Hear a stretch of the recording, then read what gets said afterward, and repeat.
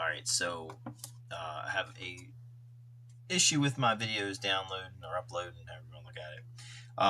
So two videos that I did previously apparently didn't either record properly or download, whatever.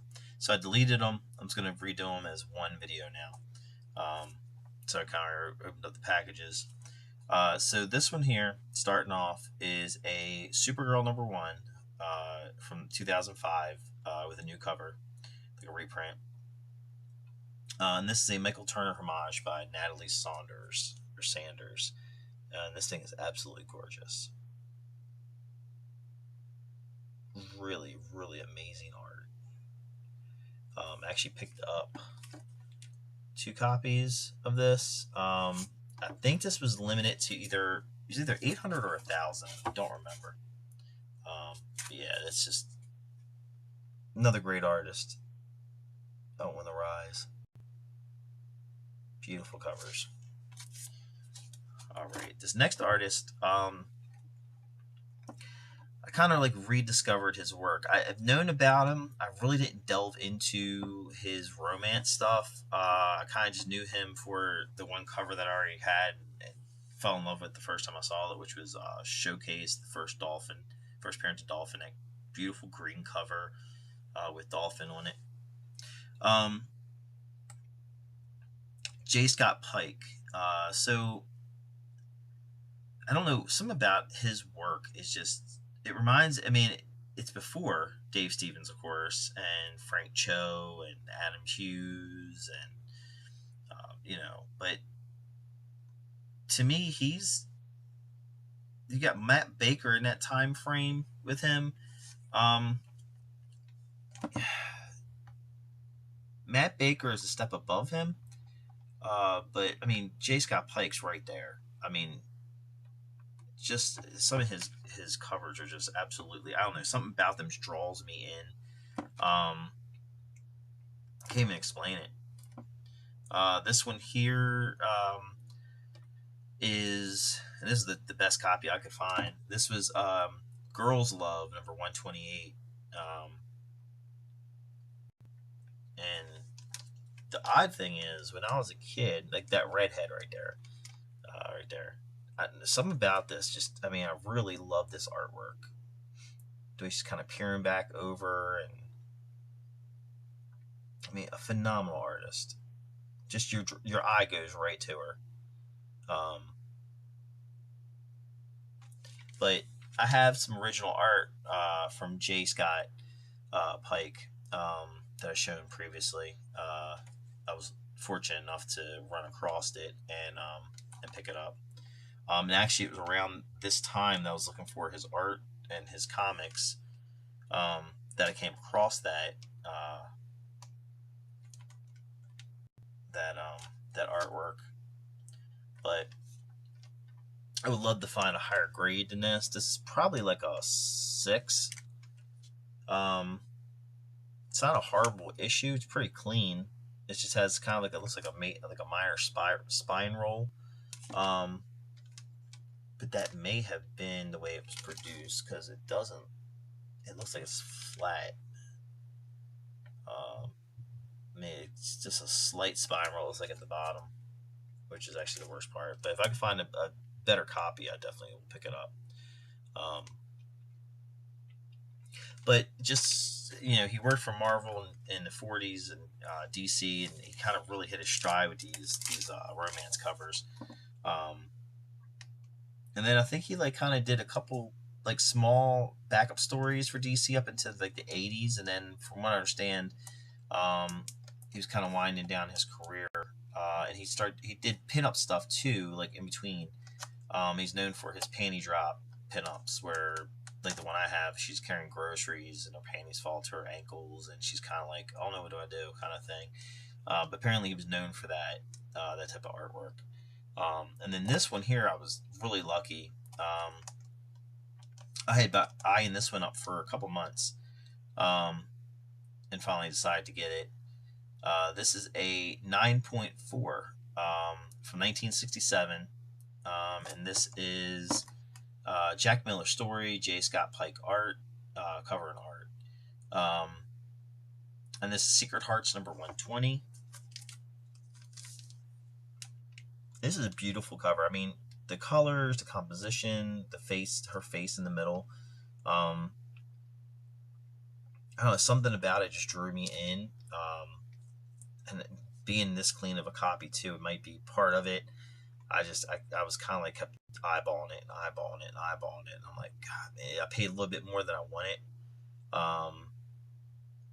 But again, it's super high grade, and they're hard to come by in high grade. So went for it. Glad I did though. But this is, yeah, I'm really never a romance person. I didn't buy the romance comics.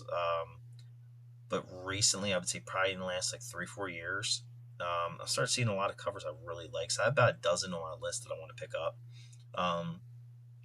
Same with the horror stuff. Like I started getting into like the horror books, the romance comics, the westerns, and I kind of got my like list together of like basically did like a top 10, 12 list of the ones I want to pick up and get in high grade for the collection. And there's a couple more books I want to get. But ironically, when I was a kid and I was really young,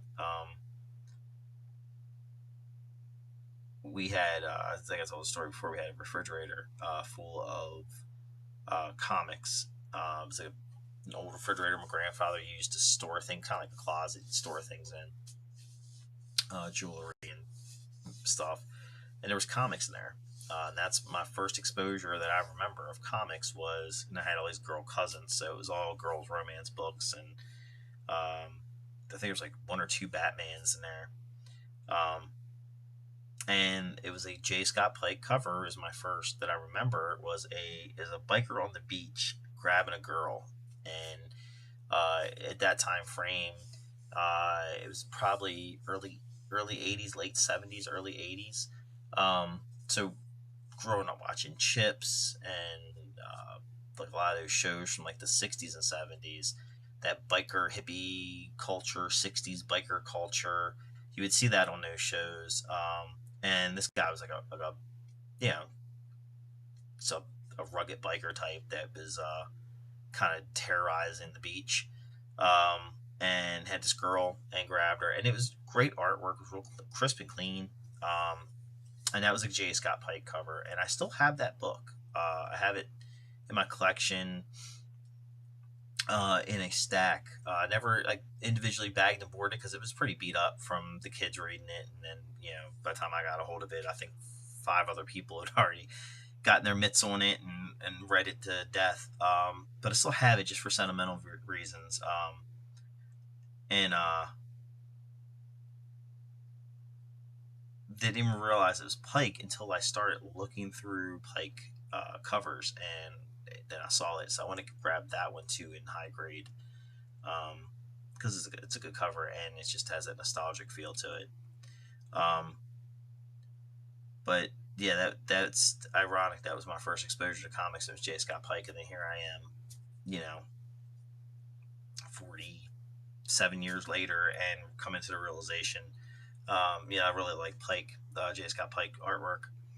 There's a couple other books I want to get of his. Some Marvel stuff I want to pick up, but the majority of it's going to be the DC romance stuff. I already have a Dolphin, first appearance of Dolphin. I actually have 2 copies of that. One's kind of like a 5.0, and the other one's a graded 8.0. So I already have that cover. That's one of the most expensive and hard to find covers in high grade. The other stuff's gonna be pretty easy to pick up. Just in like 9. Really, I'm fine with 8.0s, 8.0 and higher. So hopefully I'll be able to find, this one here in a higher grade. But if not, this is still pretty damn decent. There was another copy on eBay at the time, and it was pretty glossy. This one's really glossy, but it had, I think, a water stain on the back. And this one is pretty clean on the back. I said it for what it is. I mean, these are hard to find, very hard to find. This thing's glossy, shiny. Just has a little bit of a spine roll, which probably could get pressed out and fixed if I so choose to go that route, but I probably won't, and I'll just leave it the way it is. Still a decent book in any grade. So that's going to be it for now. And if I did already do this video with that other book, the graded book, I didn't do it with this one here.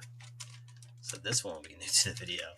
I can't find it. I don't see it, but it might be something that, for whatever reason, it's not popping up on my end on Facebook. So, look at that.